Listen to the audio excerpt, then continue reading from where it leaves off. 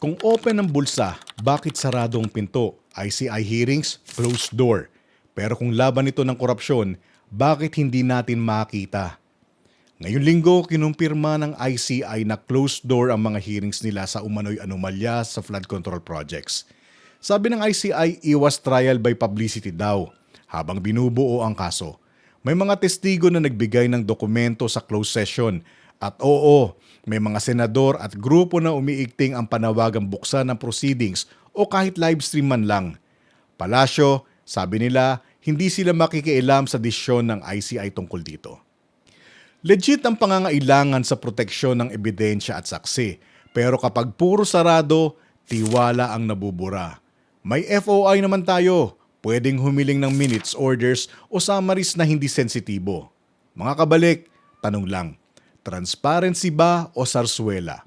Comment your take at kung sang-ayon kayo, itag ang ICI at Senate na maglabas ng public summaries at post-hearings briefings para hindi haka-haka ang lumpas. Boses ng bayan ito, fact check, updates lang, walang hokus-pokus.